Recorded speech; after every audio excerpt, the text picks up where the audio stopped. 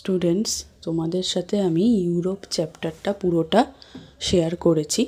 ঠিক আছে, তো আশা করি তোমরা যে 5টা পার্ট করা হয়েছে সবকটাই দেখে নিয়েছো আর ভালো করে বুঝতে পেরেছো আর পড়া শুরু করে দিয়েছো। কারণ দেখো, তোমাদের আর পরীক্ষার কিন্তু বেশি দিন বাকি নেই। এখন থেকে ভালো করে পড়ো, না হলে কিন্তু রেজাল্ট ভালো হবে না। আর এখন যে পড়ছো এগুলো কিন্তু এমন নয় যে এরপরে তোমাদের পড়তে হবে না, এরপরেও কিন্তু এগুলো সবই লাগবে। ঠিক আছে, তাই সব কিছু নলেজের জন্যে ভালোবেসে পড়ো। আর এই যে তোমাদের তো স্কুল থেকে ম্যাপ পয়েন্টিং আসে, তো আমি এখানে যে কটা আমার যে ইম্পর্টেন্ট মনে হয়েছে পয়েন্ট ইউরোপের, সে কটা ম্যাপ পয়েন্টিং করে দেখিয়ে দিলাম। তোমরা যদি চাও এটা ফলো করতে পারো, তাহলে তোমাদের অনেকটাই আমি আশা করছি হেল্প হবে। ঠিক আছে, যেমন দেখো উপরে এটা রয়েছে আর্কটিক ওশান, নিচ থেকে এই ডটেড লাইনটা হচ্ছে আর্কটিক সার্কেল। তারপর দেখো রাইট সাইডে তুন্দ্রা ফরেস্ট করেছি। তারপর ইউরোপের লেফটে রয়েছে অ্যাটলান্টিক ওশান।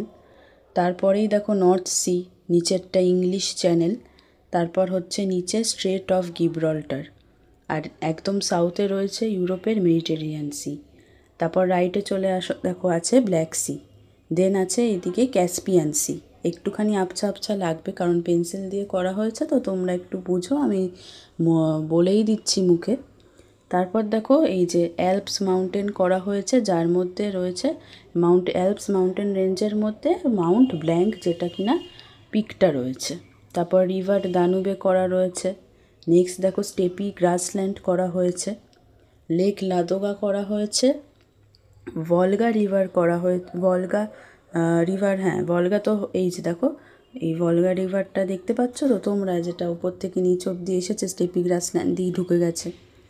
তারপর দেখো এইখানে নিচে সাউথে রয়েছে কৌকাসাস, যেটা মাউন্টেন রেঞ্জ, তার মধ্যে আছে মাউন্ট এলব্রাস, যেটা হাইয়েস্ট পিক অফ ইউরোপের, ওটা কিন্তু খুবই ইম্পর্টেন্ট। নেক্সট দেখো করেছি লেক লাদোগা। আর একদম রাইটে যে ডটেড লাইনটা রয়েছে ওটা হবে উরাল মাউন্টেন, যেটা কিনা এশিয়া আর ইউরোপকে আলাদা করছে। তো এই তোমাদের পয়েন্ট মোটামুটি 18 থেকে 20খানা পয়েন্ট করালাম। তোমরা এটা ভালো করে করো, তাহলে আমি আশা করছি যে তোমাদের যেরকমভাবে দেবে পরীক্ষাতে মোটামুটি পেরে যাবে ভালোভাবেই।